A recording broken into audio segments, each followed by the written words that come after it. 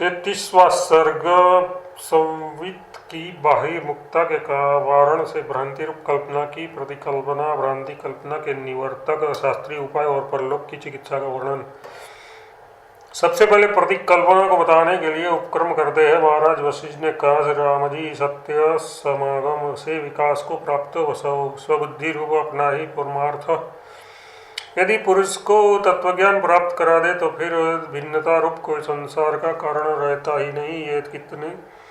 ये जितने कल्पना से बने हुए तथा कल्पना के कारण अविद्या, वासना आदि अशास्त्रीय पदार्थ है, वे सब अपनी शास्त्रीय प्रतिकल्पना से बंधन हेतु न छोड़कर मोक्षोपयोगी ऐसे बन जाते हैं जैसे कि स्वभावतः मरण हेतु विषय रसायन शास्त्रों में प्रदर्शित उपाय रूप प्रतिकल्पना से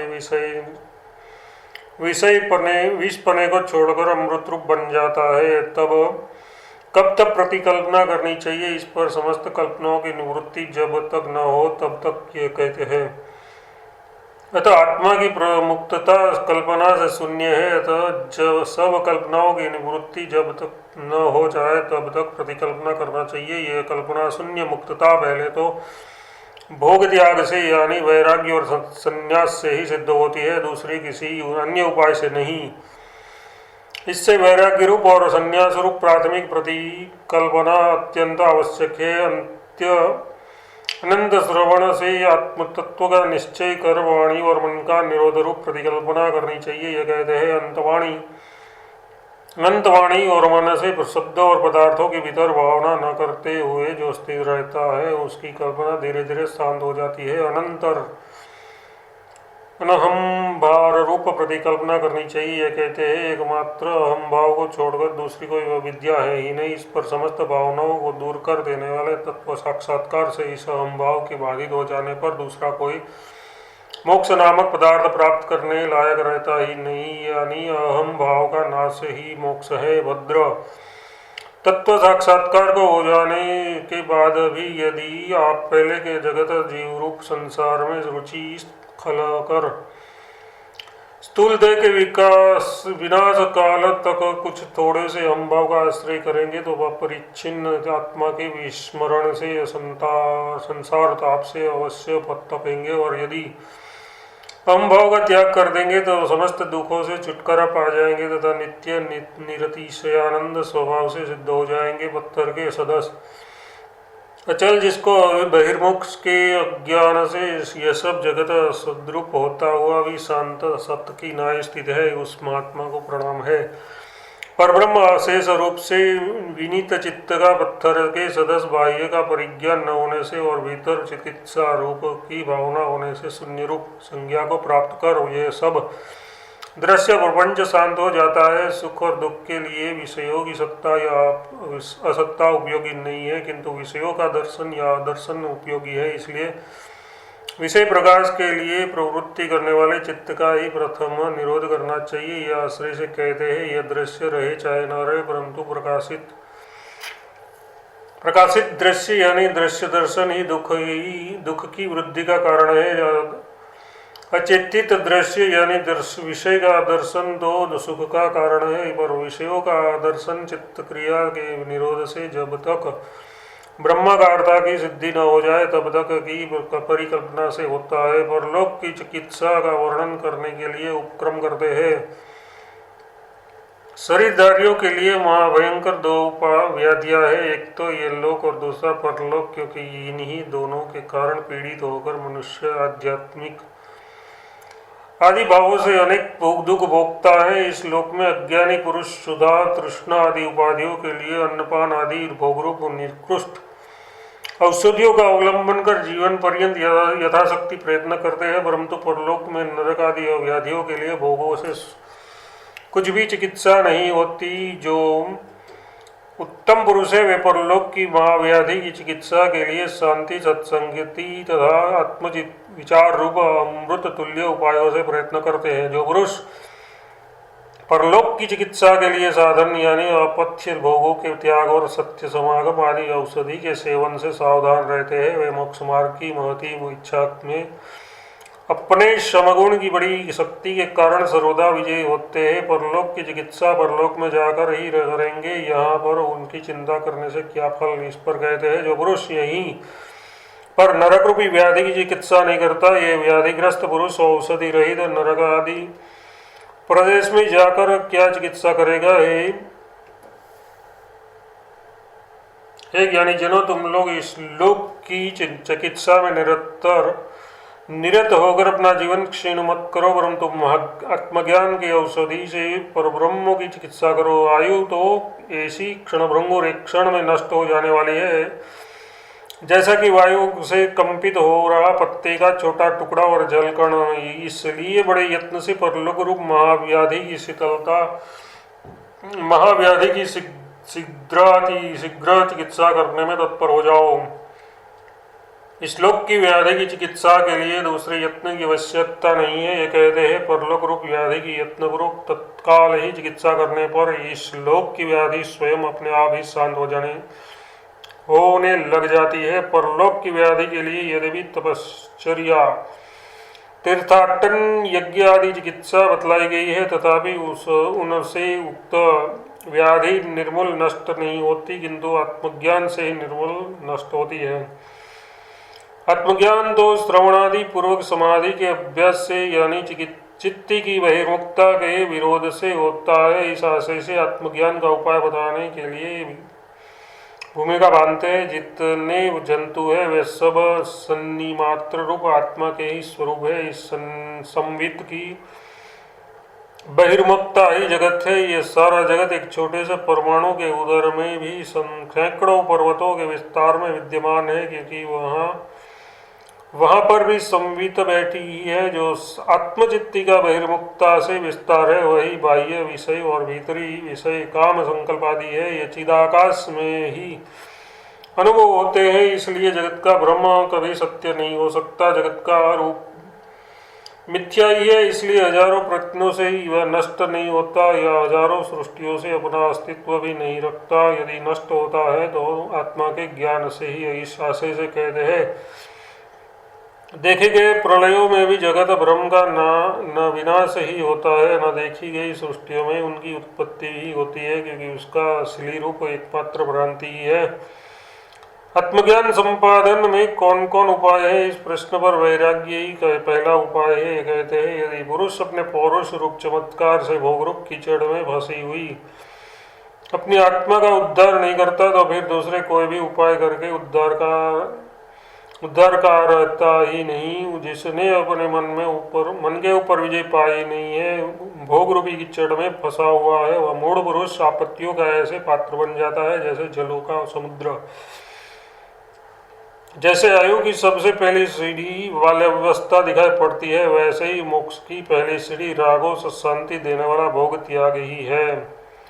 राग से शांति देने वाला वह ये जो विशेषण कहा गया है, उसका तात्पर्य ज्ञानी और अज्ञानी की आयु रूप नदी की विलक्षणता वर्णन से दिखलाते हैं। जो तत्वज्ञानी पुरुष है उसकी आयु रूप नदी कल कल ध्वनि करती हुई प्रारब्ध प्राप्त अनेक प्रवृत्ति रूप तरंगों से युक्त होती है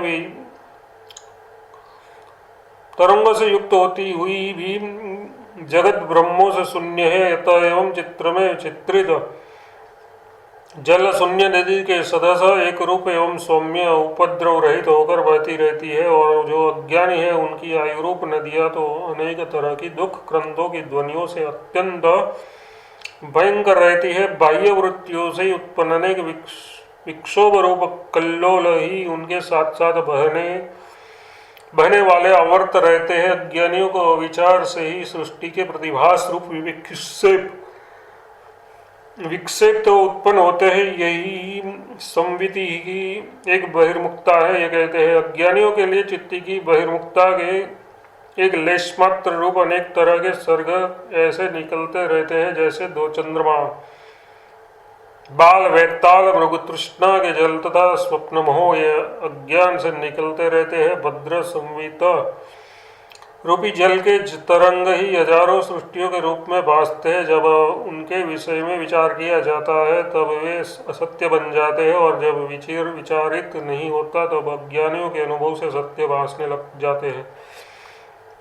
आत्मा की बहिर्मुखता के भ्रम से ही आकाश में भी अनेक तरह के गंधर्व नगर आदि जगत सत्य से भासने लगता है, परंतु विचार करने पर ही वे सत्य नहीं ठहरते। आत्मा की बहिर्मुखता रूप जो जल है उसी का ये जगत ब्रह्म एक तरह से बुदबुदे है, और उसमें जो रूप है वह अहंकार आदि सद्रूप भाव विकारों के आधारों से ही आए हैं। आत्मा की बहिर्मुखता न होना ही समस्त जगत की निवृत्ति है, और आत्मा की बहिर्मुखता ही संपूर्ण जगत है। वास्तव में न कुछ भीतर है, न बाहर है, न सत्य है, असत्य है। जो कुछ है वह सर्वात्मक ब्रह्म ही है।